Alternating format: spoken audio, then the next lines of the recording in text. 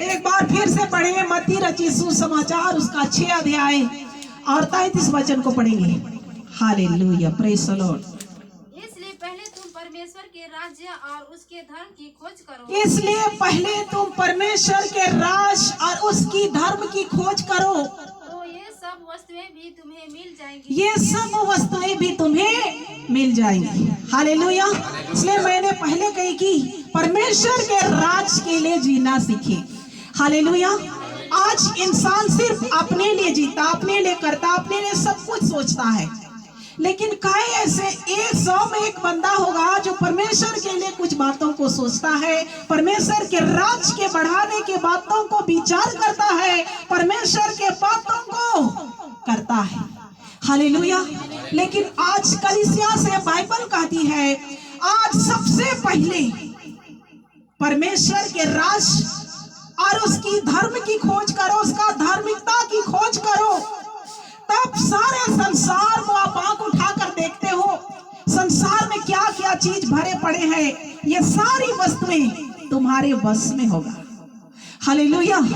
सब चीजों का अधिकार प्रभु यीशु मसीह आपको देकर रखा है, और इसलिए सबसे पहले हम परमेश्वर के लिए जीना सीखें, परमेश्वर के काम को करने के लिए कुछ अलग बातों को सोचकर निकालें, परमेश्वर का धार्मिकता का खोज करें, परमेश्वर का पवित्रता का खोजी बने, परमेश्वर का सत्यता के मार्गों को लोगों को दिखाने का काम करें।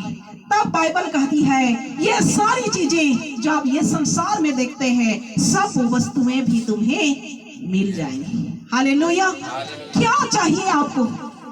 आप क्या चाहते हैं कि आपके जीवन में हो, आपके घर पर हो, आपके बच्चे के लिए हो, आपके परिवार के लिए हो?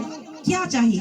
सब परमेश्वर के हाथों में मौजूद है, सब परमेश्वर के भंडार में छिपा है, लेकिन उसको पाने के लिए संसार का सब वस्तुएं आपके वश में है, आपके वश में है, आपको दे दिया गया है।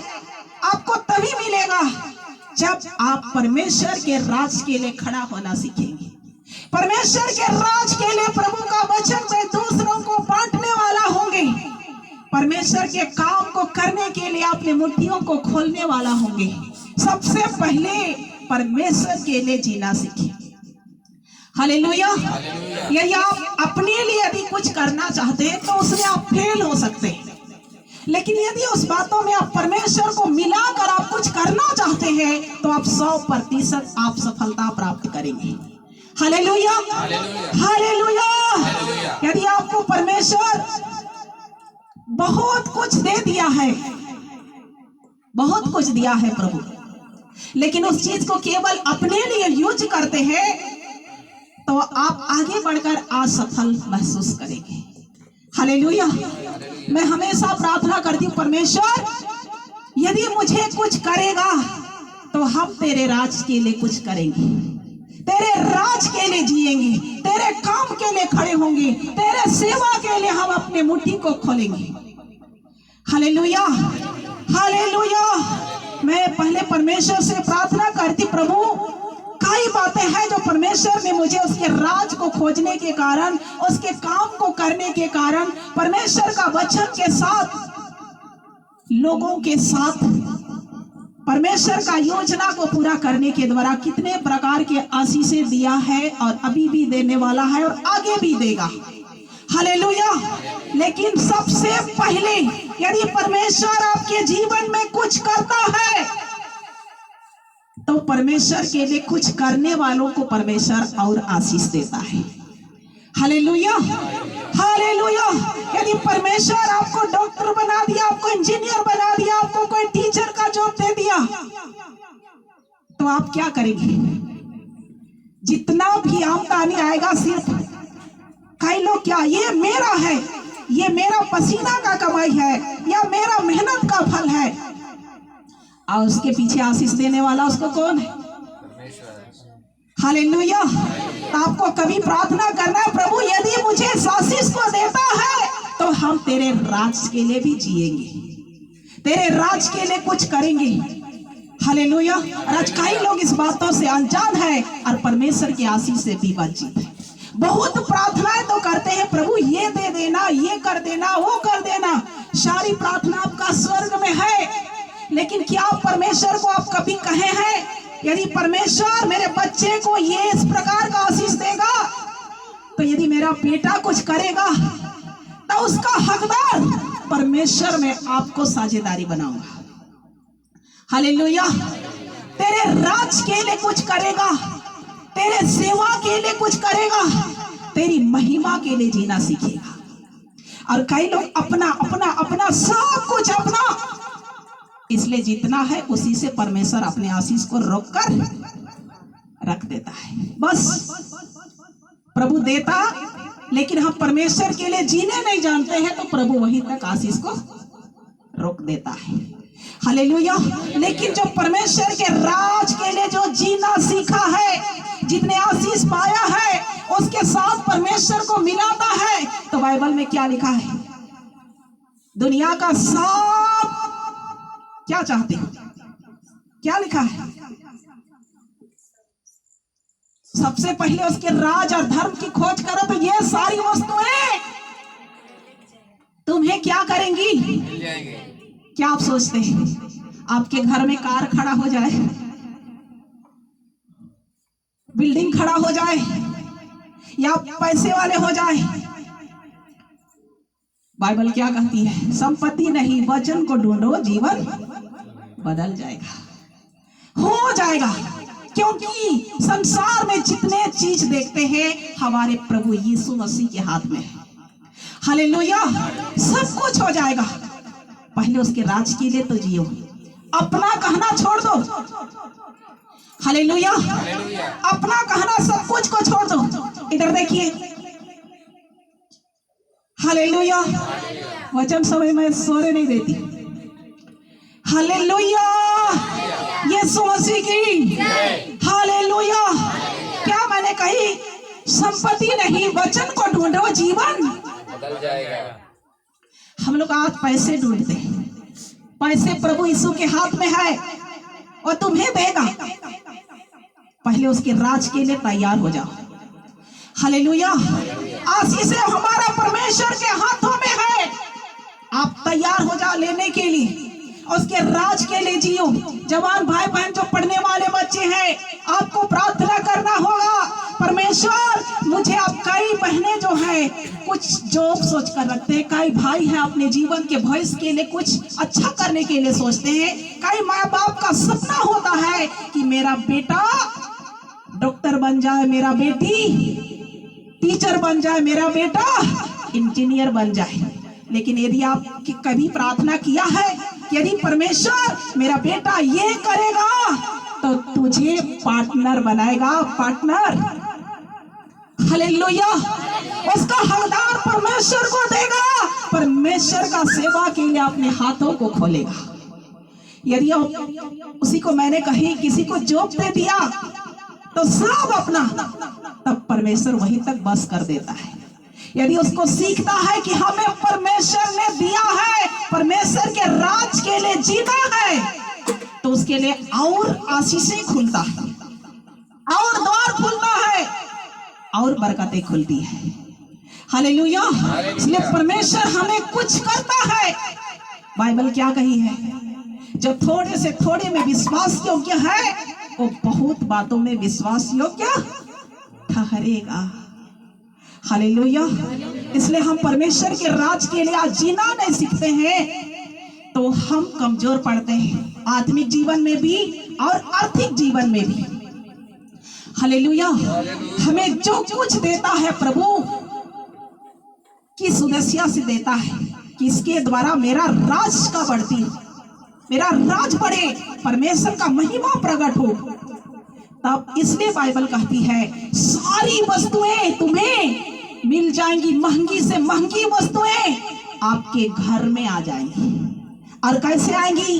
छप्पर फाड़ कर परमेश्वर जहां पर देता है, इस द्वार को कोई भी बंद नहीं कर सकता है।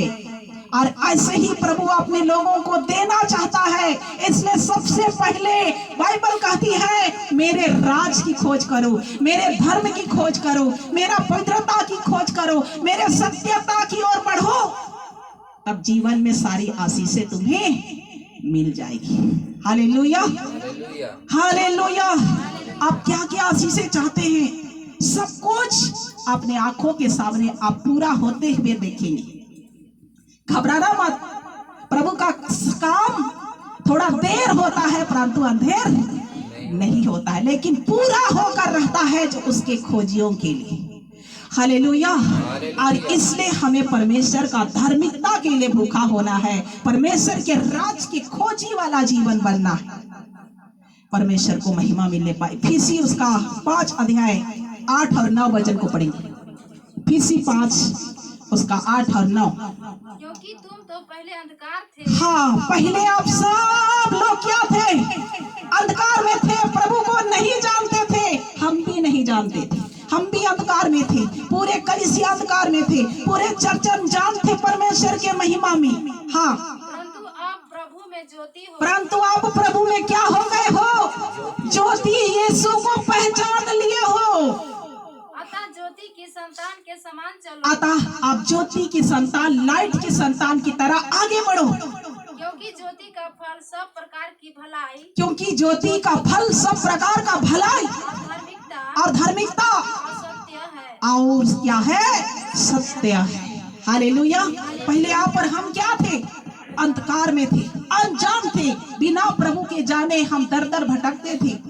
लेकिन आप प्रभु में क्या हो, ज्योति हो। सो ज्योति के संतान के समान आगे बढ़ो, आगे बढ़ो, क्योंकि ज्योति का फल सब प्रकार का धार्मिकता, भलाई, पवित्रता और सत्य है।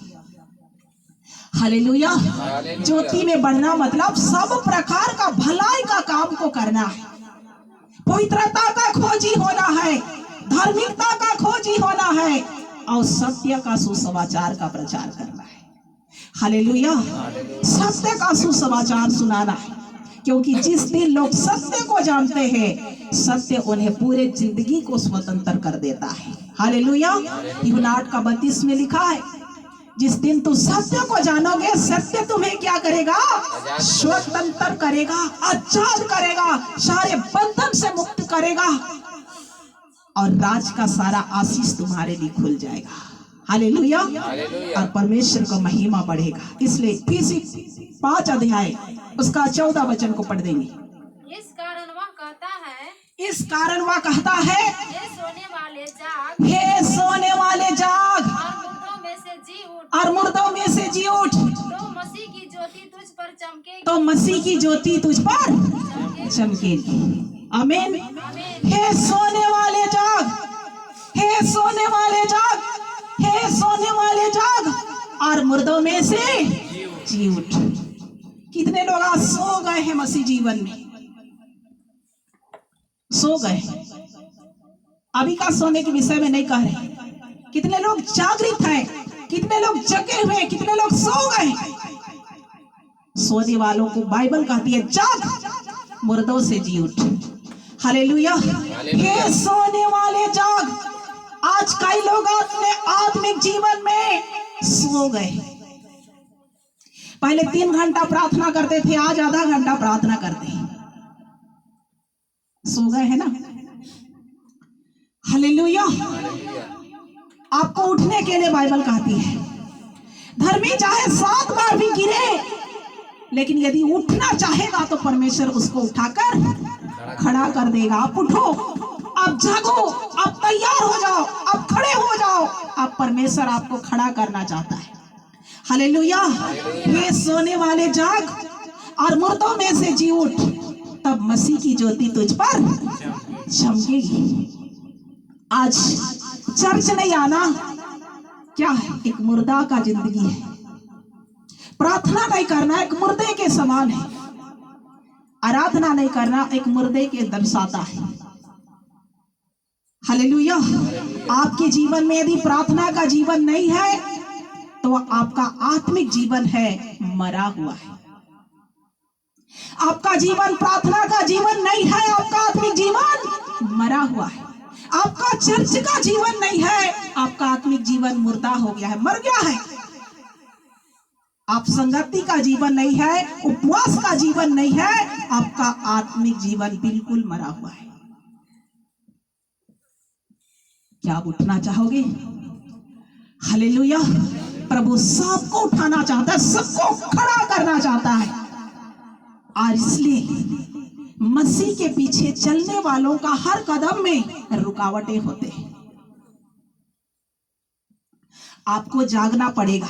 परमेश्वर के काम के लिए आपका सोए हुए जिंदगी से आपको ऊपर आना है, क्योंकि आप बिना प्रार्थना आत्मिक जीवन में यदि कुछ जीवन में कुछ जीत हासिल करना चाहते हैं तो आप बिल्कुल भी नहीं होगा। हालेलुया, बोलो हालेलुया। अपने दोनों हाथों को उठाकर बोले हालेलुया। प्रभु यीशु मसीह की।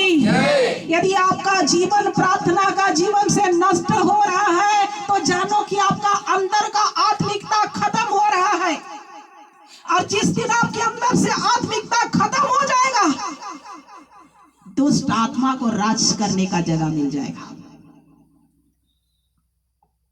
आमीन, हालेलुया।